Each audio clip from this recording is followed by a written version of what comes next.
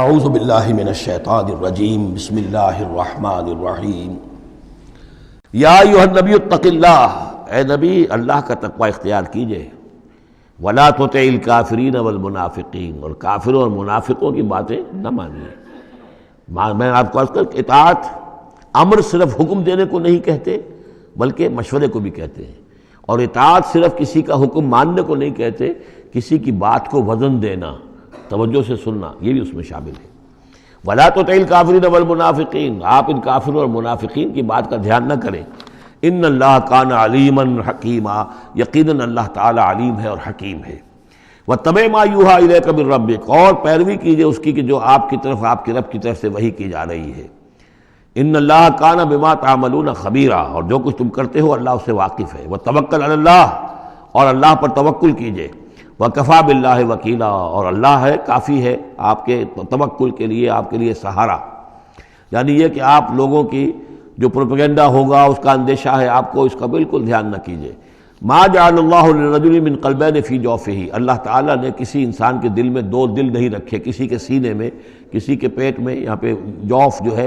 خالی جگہ کو کہتے ہیں، تو سینے کے اندر، کیونکہ یہ کیویٹی کہلاتی ہے، چیسٹ کیویٹی، اور پھر دوسری جو ہے ایبڈومینل کیویٹی ہے، تو اس میں دو دل نہیں رکھے ہیں، دل ایک ہی ہوتا ہے۔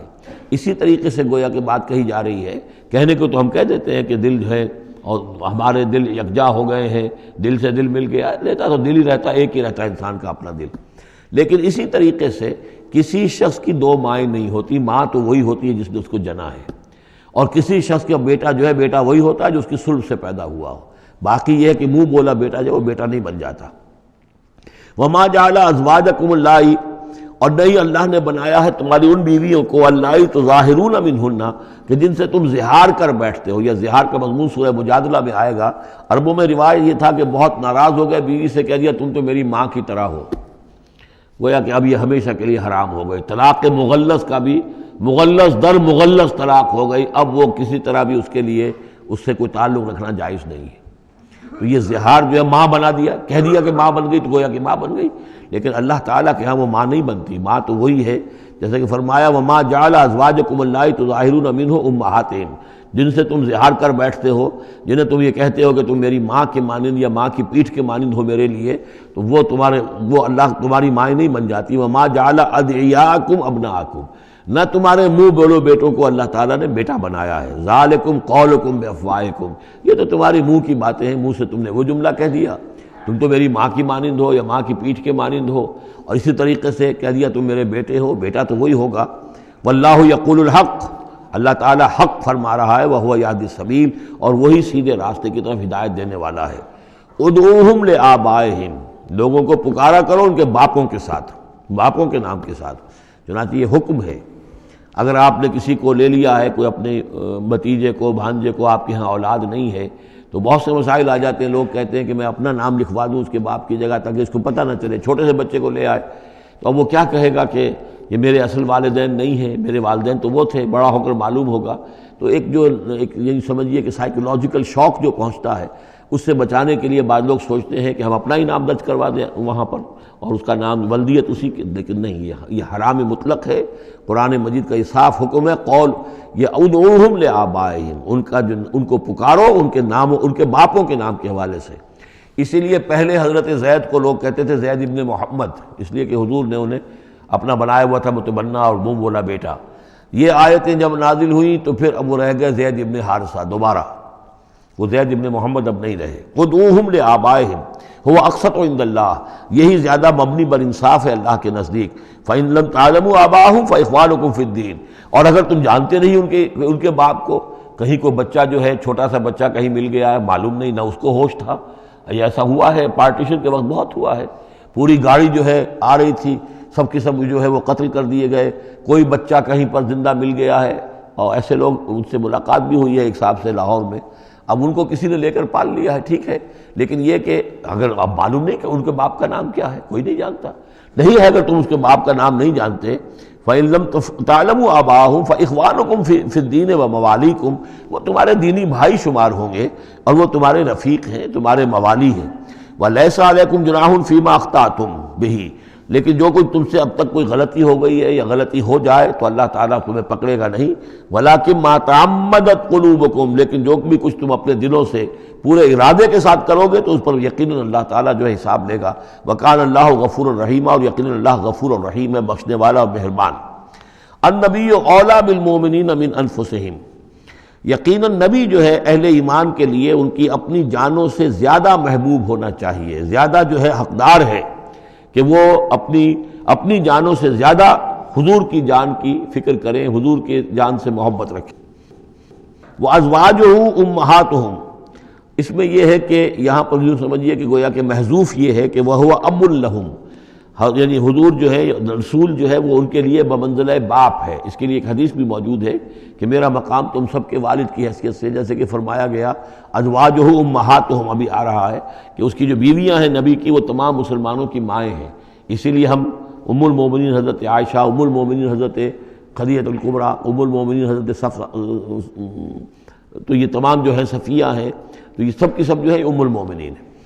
تو النبی اولیٰ بالمؤمنین من انفسہم وَهُوَ أَبٌّ لَهُمْ، ان کے لیے باپ کے درجے میں ہے۔ بلکہ یہ کہ یہ بعض جو ابتدائی قاری تھے وہ تو اس کے ساتھ پڑھتے بھی تھے اس کو، وَأَزْوَاجُهُ أُمَّهَاتُهُم، اور اس کی بیویاں جو ہے وہ ان کی ماؤں کا درجہ رکھتی ہیں۔ وَأُولُو الْأَرْحَامِ بَعْضُهُمْ أَوْلَىٰ بِبَعْضٍ فِي كِتَابِ اللَّهِ، باقی یہ ہے کہ جو رحمی رشتے ہیں، جو سگے بہن بھائی ہیں، رحمی جن کے رشتے ہیں، وہ اللہ کی کتاب میں، شریعت میں وہ ایک دوسرے سے قریب تر ہیں۔ یہ الفاظ آ چکے ہیں سورہ انفال کی بھی آخری آیت کہ یہ اپنے بھائیوں کے ساتھ جو بھی بھلا سلوک کرو۔ انصاری اور مہاجر بھائی بن گئے تھے، انہوں نے اپنی زندگی میں اپنے گھر تقسیم کر دیے یا اپنی دکانیں تقسیم کر دی، وہ ٹھیک ہے۔ زندگی میں جو بھی تم چاہو، الا ان تفعلوا الی اولیاءکم، تم اپنے بندوں کے ساتھ جو خیر بھی کرنا چاہو اپنے بھائیوں اور دوستوں کے ساتھ کرو، لیکن وراثت میں ظاہر بات ہے منہ بولے بھائی کا کوئی حصہ نہیں، منہ بولا بیٹے کا کوئی حصہ نہیں۔ اور وہ جو بنا دیے گئے تھے انصاری اور مہاجر آپس میں بھائی، وہ بھائی چارہ جو ہے وہ بھی وراثت کے اندر نہیں چلے گا۔ وراثت جو ہے وہ تو جو اصل رحمی رشتے ہیں انہی میں ہے۔ وَأُولُو الْأَرْحَامِ بَعْضُهُمْ أَوْلَىٰ بِبَعْضٍ فِي كِتَابِ اللَّهِ مِنَ الْمُؤْمِنِينَ وَالْمُهَاجِرِينَ، اہل ایمان اور مہاجرین ان سب کا معاملہ یہی ہے۔ إِلَّا أَن تَفْعَلُوا إِلَىٰ أَوْلِيَائِكُمْ مَعْرُوفًا، ہاں تم اپنے دوستوں کے ساتھ کوئی نیک سلوک کرو، بھلائی کرو، ان کو کچھ اپنے زندگی کے اندر تم اگر کچھ ہبہ کرنا چاہتے ہو ہبہ کر سکتے ہو، یہ سارے کام ہو سکتے ہیں، لیکن قانون اور شریعت اور وراثت اس میں ان کا کوئی حصہ نہیں۔ کان ذالک فی الکتاب مستورا، یہ تمام چیزیں جو ہیں کتاب میں پہلے سے لکھی ہوئی ہیں۔ اس لیے بھی کہ یہ چیزیں جو آ چکی ہیں اول تو یہ کہ تورات میں بھی ہوں گی، لیکن سورہ نساء میں بھی یہ باتیں آ چکی ہیں، اسی طریقے سے سورہ انفال میں بھی آ چکی ہیں۔ وَإِذْ أَخَذْنَا مِنَ النَّبِيِّينَ مِيثَاقَهُمْ، اور ذرا یاد کرو جب کہ ہم نے لیا تھا انبیاء سے ایک میثاق۔ یہ آل عمران میں ہم پڑھ چکے ہیں، 81 اور 82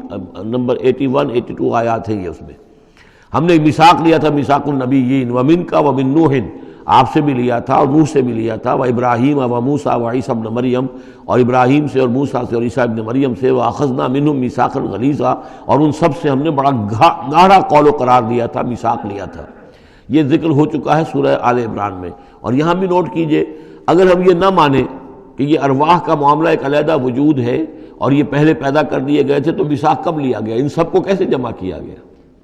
وہ تو ایک میثاق الست جو ہے تمام ارواح سے لیا گیا، الست بربکم، پھر ان میں سے جو وہ تھے جنہیں نبوت ملنے والی تھی، روح محمدی بھی موجود تھی اور روح ابراہیم بھی تھی، روح عیسیٰ بھی تھی، یہ ساری ارواح تھی، ان سے پھر ایک ایڈیشنل جو میثاق لیا گیا۔ وہ ظاہر بات ہے کہ جب تک کہ آپ روحانی وجود کا علیحدہ سے ہونا اس کو تسلیم نہیں کرتے تو قرآن مجید کے یہ سارے مضامین جو ہیں پھر کہیں گے استعارہ ہے، تو استعارہ رہ جائے گا، پھر کوئی حقیقت ثابت نہیں رہے گی۔ لِيَسْأَلَ الصَّادِقِينَ عَنْ صِدْقِهِمْ، تاکہ اللہ تعالیٰ پوچھ لے سچوں سے ان کے سچ کے بارے میں، اور گویا کہ آگے محذوف ہے وَالْكَاذِبِينَ مِنْ كِذْبِهِمْ، اور جو جھوٹے ہیں ان سے ان کے جھوٹ کے بارے میں سوال کر لے، تاکہ اللہ تعالیٰ پوری طرح پوچھ گچھ کر لے سچوں سے ان کے سچ کے بارے میں۔ وَعَدَّ لِلْكَافِرِينَ عَذَابًا أَلِيمًا، اور یقیناً اس نے کافروں کے لیے ایک بہت دردناک عذاب تیار کیا ہوا ہے۔ یہ پہلا رکوع یہاں پر ختم ہو گیا، یہ 8 آیات کا ہے۔ اس کے بعد اب یہ مضمون چلے گا 2 رکوعوں کے بعد چل کر، دوسرے تیسرے کے بعد چوتھے رکوع کے ساتھ۔ ابھی یہ صرف اس کی تمہید ہے کہ اے نبی آپ ان کافروں کا اور منافقین کا کوئی اسکینڈل بن جائے گا، کوئی یہ ہو جائے گا، کوئی وہ ہو جائے گا، اس کو اپنے ذہن سے بالکل نکال دیجئے، جو اللہ کا حکم ہے اس کے اوپر عمل کیجئے۔ آپ کے لیے وہ نکاح کرنے میں قطعاً کوئی قباحت نہیں ہے، اور اللہ تعالیٰ نے تو گویا کہ آپ کو حکم دے دیا، اس لیے کہ وہ آ جائے گا کہ ہم نے تو وہ شادی آپ کی کر دی ہے، ہمارے حکم سے یہ حضرت زینب کے ساتھ آپ کا نکاح جو ہے طے پا چکا ہے۔ صدق اللہ العظیم۔